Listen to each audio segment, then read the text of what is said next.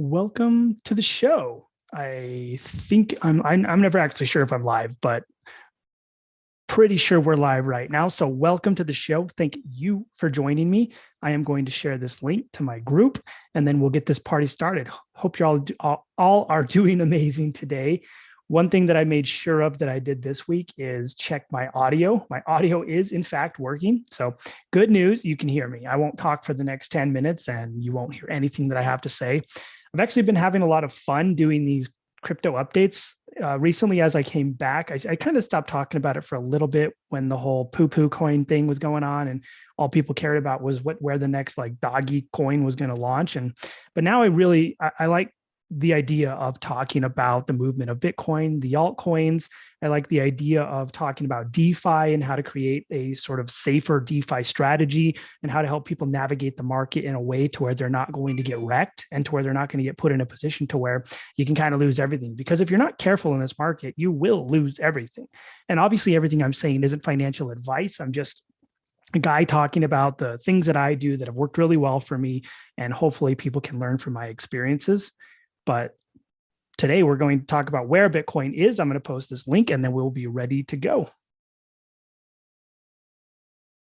So when I look at where the market is today, let me share my screen. I forgot to share my screen last time too. It was a disaster.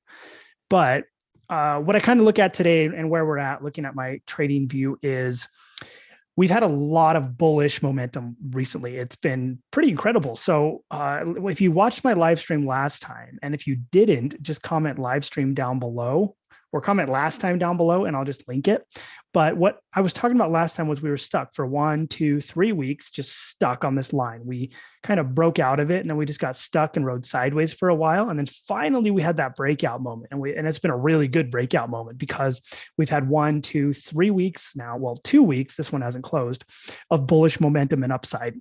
And the really interesting things that I found that are happening right now are we not only broke out of this trend line that we've been stuck on. So that we had this all-time high here and created a sort of trend line that was support and moved into resistance. And we had a whole lot of trouble getting past. And so we were able to break through that. We stayed sideways and we finally had this nice little punch out moment. The other thing that was really good that I saw that we did was we broke through this Bitcoin sort of bull market support band. And if you look at those lower time frames, it's not as smooth as it looks like in that giant weekly chart, but it took us a minute to get through it. So it took us we broke into it, and then 1, 2, 3 days to get out of it. And once we kind of got out of it, we launched straight past it, and it put us into what is our next big hurdle, which is the 200-day moving average. And when you look at the 200-day moving average historically, let's look at it on the monthly chart. When we look at this historically, this 200-day moving average, let me turn off this support band line. When you look at this 200-day moving average historically, you'll see that it's an indicator of bullish momentum. So when you see this blue line right here, when we're above it, we're typically bullish, like when we cleared an all-time high here. When we're below it, we're bearish, like when we had that mini bear market in the summer. So we were below it and then we cleared above it. As soon as we cleared above it, we went on to clear this new all-time high here. So previous all-time high to new all-time high, both happened when we were above this 200-day moving average. Then when we fall below it, we typically go into sort of bearish momentum. And it's the same thing down here when we cleared in the 2017 bull market. When we went above it, we were bullish and we cleared to this new all-time high. Then when we fell below it, we went bearish and we went down and touched this 200-week moving average, which has historically been a good indicator of a longer term or the bottom of a bear market. So that's kind of what happened here. We hit the bottom of the bear market, went above it, and then in 2019 started clearing it again, fell, and then right here in the beautiful days of DeFi summer 2020, we started to clear it again in that 2019, and then launched in 2020. So this was when we cleared into here. So right now what's happening is in a shorter time frame, we are trying to clear that zone. So I drew this yellow line to kind of mark it. I know the line's all over the place, but this line kind of indicates where it's at currently, and it does move, so it doesn't just stay static, but that's kind of where we're at right now. And that's sort of and wicked off of. So like this 40,300 zone ish is where this sort of 200-day moving average is right now. And that's our final giant hurdle to get past. And so if we can get past this, what'll probably happen is we will we'll clear past it and we'll come right back down and retest it. And it's even further solidified by looking down here at this MACD cross. So typically in markets that are bearish, we have the orange, which is right here above the blue.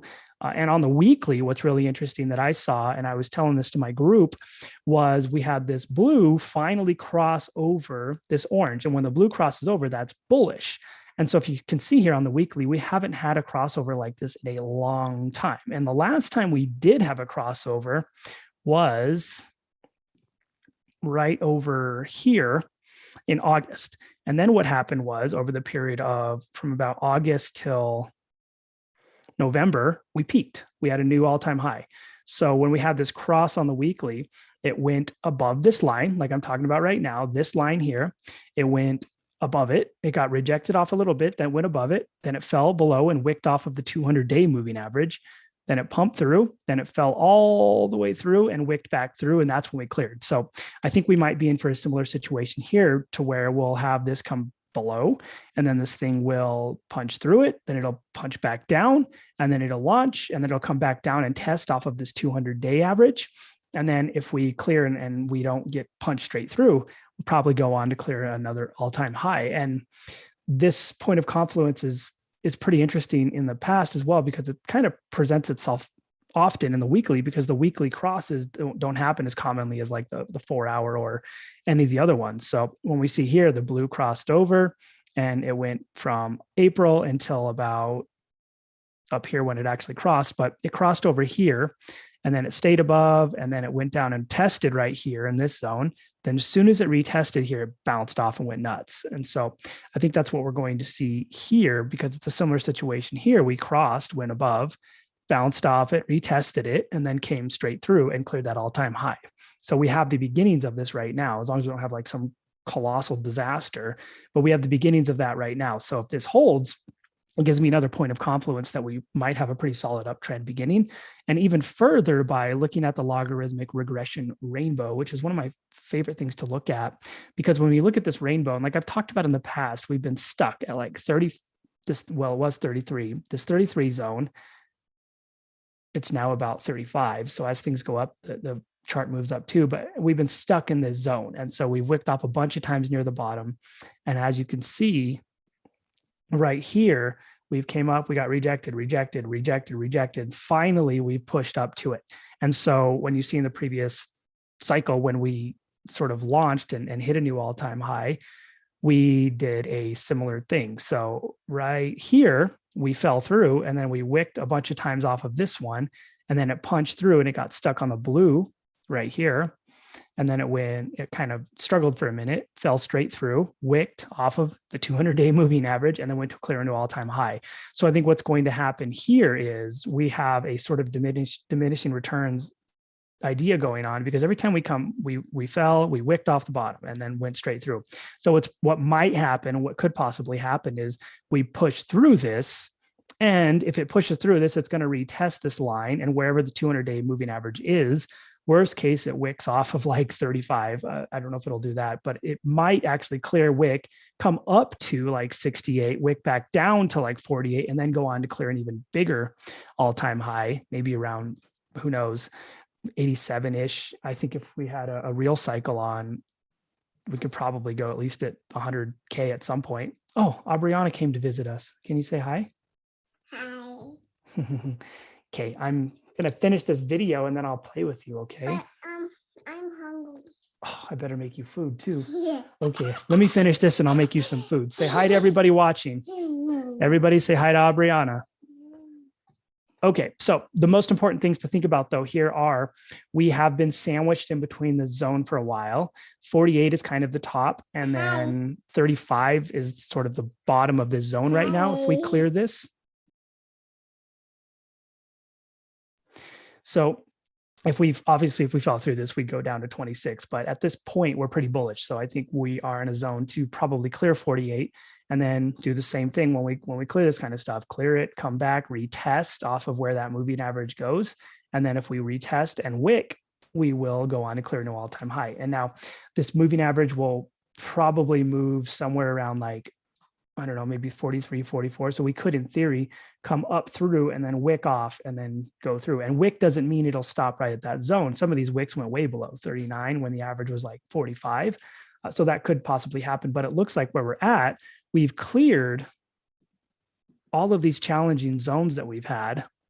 We've moved past the bull market support zone, which was really important. The final point of confluence that I think will make me really confident is this green, the bottom of the support band, actually crossing over, and this one going under, which will essentially be another point of confluence that we're in a good place.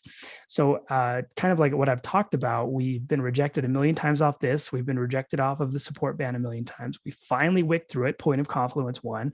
We're now hitting the top of the 200-day moving average, which has historically been the moving average that keeps us moving up in a bull market. So if we clear that, that's another point of confluence.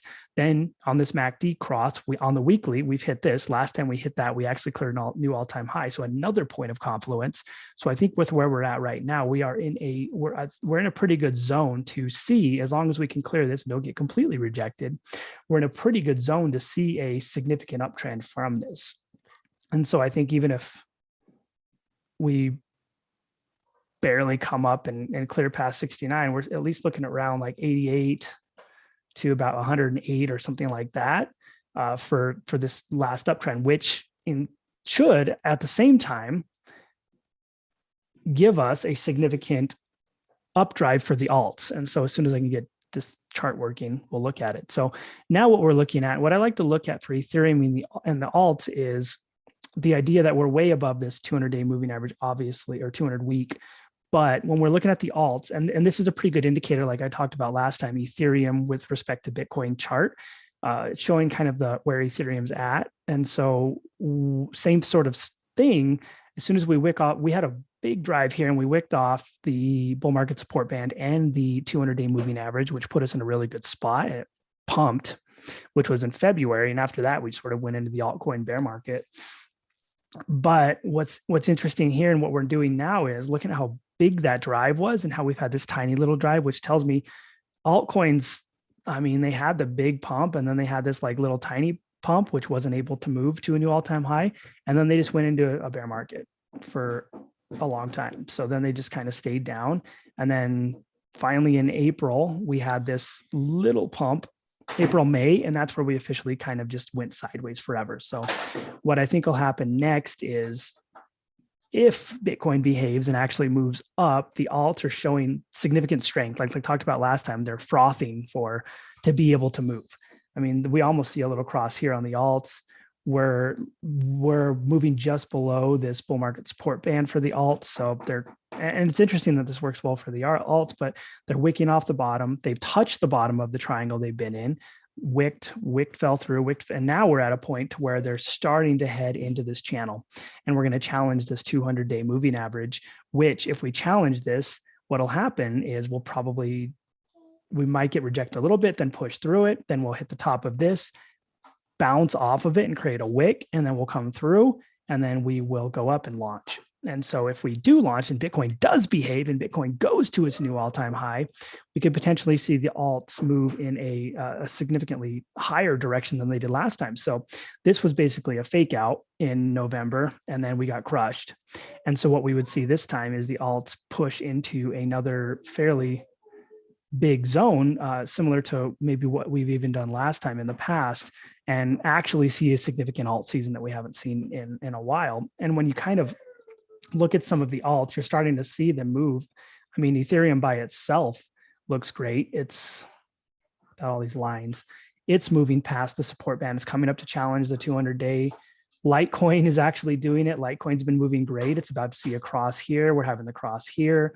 Matic is challenging it as well. It's right inside of that. Luna is just still absolutely ridiculous. It's just waiting. I mean, it just needs Bitcoin to behave and keep moving. So Luna will go crazy. AVAX, same thing. It's above. So AVAX has actually been rejected a million times and then pumped straight through. And now it's got a little bit of resistance. And as long as Bitcoin behaves, AVAX looks great. Atom, which is like the sleeping giant. I think people don't give it enough credit. It's been rejected and now it's pushed straight through.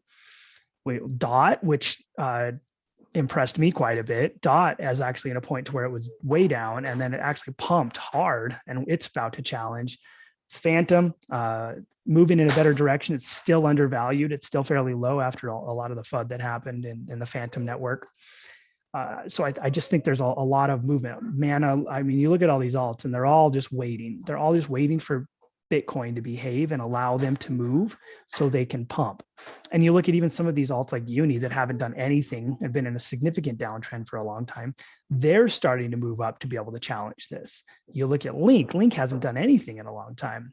And Link hit the bottom of its triangle. It's moving up to challenge. So it looks like as long as Bitcoin behaves and it can move past the points of confluence I talked about that make Bitcoin look like it looks good, then I think we're going to see a significant alt season produce itself as well. You can even look at like SNX, which hasn't done anything since it went into this channel in February 2021, except move downward, finally broke out of this channel and is actually in a position to challenge its support band and to challenge its 200-day moving average. So a lot of things are moving well.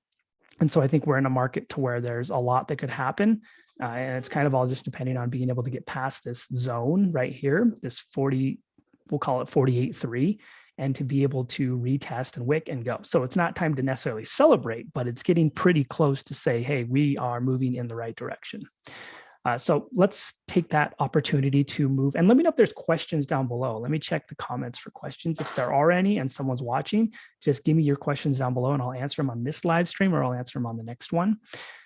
But let's look at some of the movement. I mean, we've got in the last 7 days, we've got Bitcoin up 15%, Ethereum up 15%. We've got BNB even up 9%. We've got Cardano up 30%. Cardano just went on a tear. We've got Solana that's moving. Luna's kind of trying to challenge that all-time high. If it does, it'll go nuts. AVAX is up 5%. Polkadot, which is incredibly impressed me quite a bit, 19% up. It's gained a lot of ground that it lost in only a day. I mean, even Dogecoins. Yeah, I mean, the alts look like they want to make a move. Sheeb, Polygon. I mean, look at. You could literally just pick anything on this list in the last 7 days and probably do okay. And so. This just tells me that we have a pretty good alt season that's gearing up as long as Bitcoin behaves. Even Uni up 20%. We've got Ethereum Classic, which doesn't even do anything. We've got Stellar, some of these coins that just don't really move that much. VeChain finally waking up.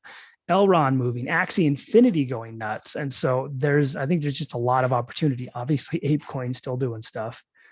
I just think that there's a lot of opportunity coming up. And so if you follow my strategy, typically I'm somewhere around 50% in Bitcoin, around 40% in ETH, and then I allocate the rest to like big caps, small caps, and micro caps. But all this to say that I think we're in a pretty good position for this market to really pump and go nuts. And so I'm excited to see more points of confluence. I'm excited to see if this can move past retest and then move up and see really where we go. And see how big we can actually go in this drive, because we haven't actually seen a really good up drive, and we have the November peak, which really wasn't that big of a peak. And so we could technically say we've been in a bear market since like May of last year. And one of the adages that we used to talk about is sell in May and go away. So maybe what's coming up is April's going to be a big month, and then May, and then dead. So it could be a possibility of what happens. The other thing that's interesting is the CME market, which is the most manipulated market of paper trading in the industry, that essentially holds the coin down for the entire second half of the month and then lets it go the first half. Those expired on Friday. And so when those expired on Friday, coin starts moving up hard. So my theory is the market of the CME futures manipulates the price of the coin to keep it down so they can double dip and be able to not only win in their paper, but win in their shorting of the market as well. So they kind of double win in that strategy, and then they let it go the last Friday of the month so it can do it again, and creates this, in my opinion, longer cycle, because institutional manipulation has become commonplace in the market that we're at. But let's continue on. Let's look at let's shift into DeFi. So let me know in the comments below too. Do you like how I look at Bitcoin and ETH and give you guys like the market update and what everything looks like? And then do you like how I go into some of my DeFi strategies and what's really going on? Just comment down below what you like the best about this and what you'd like to see more of so that I know and I can add it. But let's look at what's going on in DeFi. Let's look at the change. So nothing's really changed for Ethereum. It's still number one, 128 billion. Luna's come up a little bit. We've got a 41% increase, 5% in the last 7 days, 4% in a day. Binance is doing okay at 13. AVAX has actually shrunk a little bit, but not that bad. I mean, one thing that I look at with these is the market cap to total locked value ratio. And the higher that is, the more overvalued that chain is. The lower it is, the more undervalued that chain is. And so when I look at Ethereum at a 3, it kind of creates a gold standard for me. 3 is a chain that's essentially mature, and it's probably right where its valuation needs to be. And so we look at Luna. Luna's got room to grow. We look at Binance, it's overvalued. We look at AVAX, it's undervalued with respect to where Ethereum is at. We've got Solana, which in this would be a little bit overvalued. We've got Phantom, which is probably in the top 10 is the most undervalued chain available right now. And when you look at this, Ethereum, 580 products, 580 protocols, 128 billion, 27 billion locked, 350 protocols, 13 billion, Avalanche, 187, 10 billion, Solana, 64, 7 billion, Phantom, 205 protocols, which means it's an active community. There's a lot of developers on there. There's a lot of things going on in there. People are actually moving and working in there. And so when you see that many protocols and a total locked value around 6 billion and a market cap to total locked value ratio of only 0.55, tells me that this chain is massively undervalued. It's incredible how undervalued this protocol is right now. We look at Tron, even Tron, most of these are fairly undervalued. Chronos is about where it needs to be. Polkadot, you look at the ratio, it seems like it's overvalued because it only has 30 protocols and it only has 1.69 billion locked. But something exploded. Polkadot all of a sudden went nuts in one day. It's had this massive explosion, and I'll have to look into what happened because I'm just seeing this. But by estimation of this, it looks like Polkadot is fairly overvalued. Same thing with like another good one to look at is like ADA. It has like 7 protocols. Let's see if we can find it.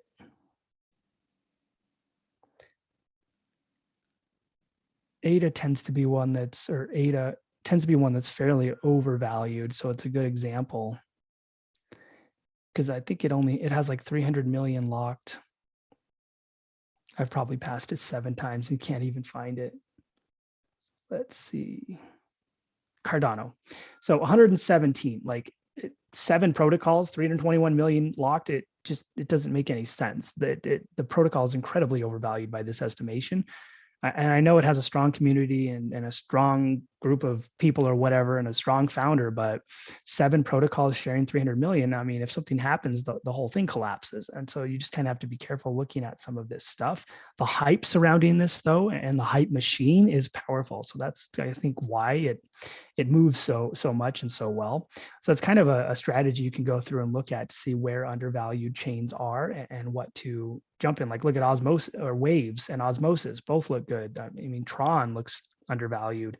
So there's a lot in here that that might be fairly good calls. And to me, it looks like Phantom is one of the most undervalued chains. I mean, let's see, there's a 0.5. Is there a 0.5 anywhere else? And something that's like 0.2 Fusion. I'm not that familiar with Fusion. I'd have to look into it a little bit, but these are the kind of things we want to look at to make a decision as to whether or not a chain or a protocol or something has a lot of value. And when you see this many protocols on something, it means it's a very active protocol, which means it probably has legs. Like you've got a ton on Ethereum, ton on Polygon, a lot on Phantom, a lot on AVAX, a lot on Binance. And so it just means they have really active communities.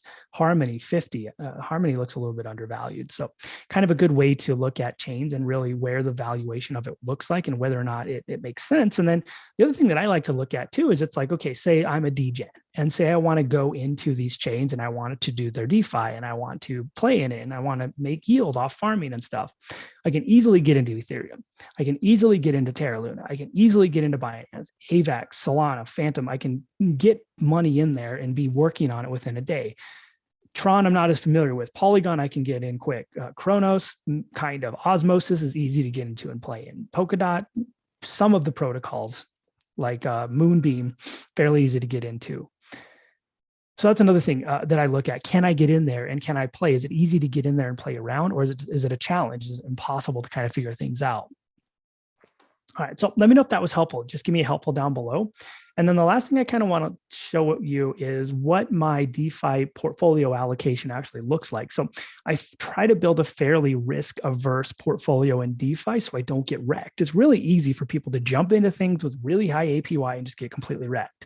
You look at projects like Wonderland that fell apart. You look at a lot of these like rebase tokens and all of these projects that promise this huge APY, but then everybody gets crushed because the token gets smashed by some sort of problem that it has, or people start selling and everything falls apart. So it's important, in my opinion, that we build a portfolio that is safe and mitigates risk and allows you to take a certain percentage of risk based on what your risk, your ability to handle risk looks like. And for a lot of people, I don't think they understand that if you say you're ready to take on a lot of risk in DeFi, that means that you will probably lose most of your money. You will get crushed. You will get wrecked.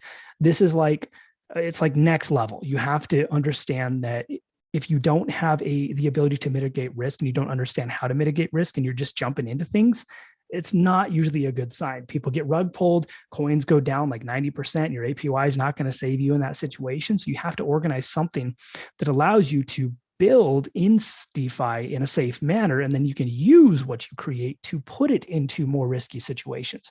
And so with that being said, what I typically do is I'll put about 50% of what I'm going to go into DeFi into like tier 1 stables. So that's like Anchor Protocol, UST.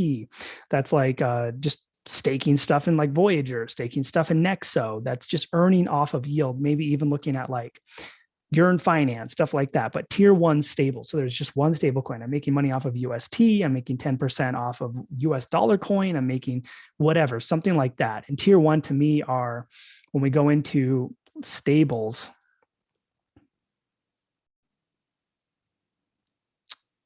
I think I talked about this last time as well, but when we go into stables, tier 1 for me are like USDT, and there's an argument that it might not be that safe, but USDT is like the number 3 coin. So USDT, US dollar coin, Binance US dollar, Terra, DAI, all of these are probably like your gold standard of your coins, like tier 1. Basically kind of want to look in the top 20, and all of these have moved into the top 20. Then when I look at my next piece that I look at is tier 2 stables and liquidity pools. And so when I say tier 2 stables and liquidity pools, what I mean is tier 2 stables to me, and if you want the video from last time, just comment last time down below and I'll send that over to you. But tier 2 stables to me that I play in a lot with are Frax, Magic Internet Money, Mai, and Day. These typically tend to be my tier 2 stables. Day's actually been really good for me. Mai is actually collateralized by Matic. Frax is partially collateralized by like US dollar coin and stuff like that. So is Day.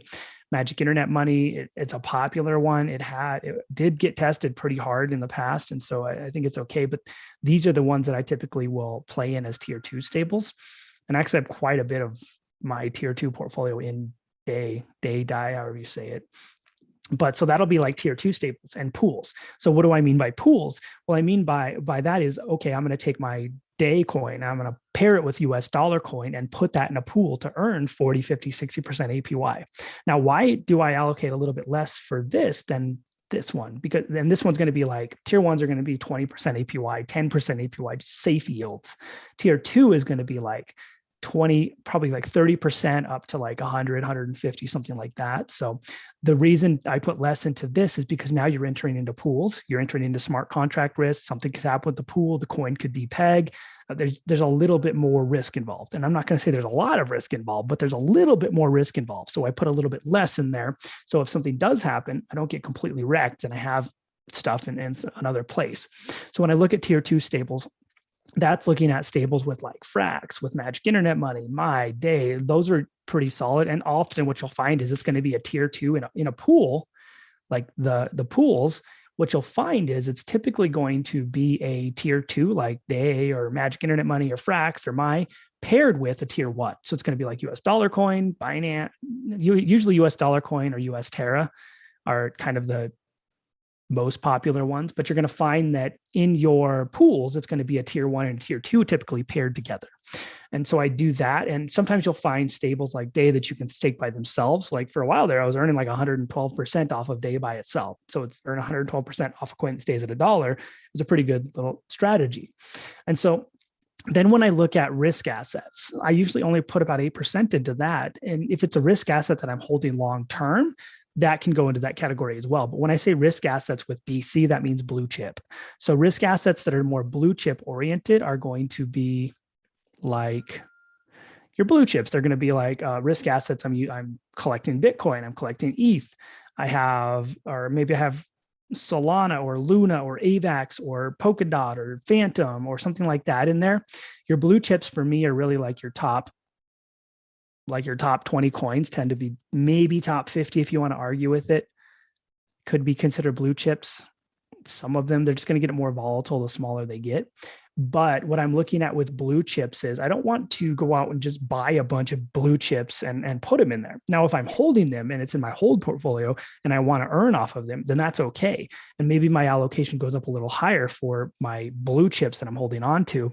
But risk assets, for example, say we're in a bear market, I'm not going to go buy a bunch of Phantom and pair it with some random coin because I'm going to get wrecked and I'm going to lose all the value in that pair. Even if it's like 1,000, 2,000% APY, it's still not going to get what I need, because when you think about typically in DeFi, they say APY, that's if you held it over the course of a year. Typically, you're not going to keep it in that pool for the course of a year. So you have to look at and convert it to APR. So now if something says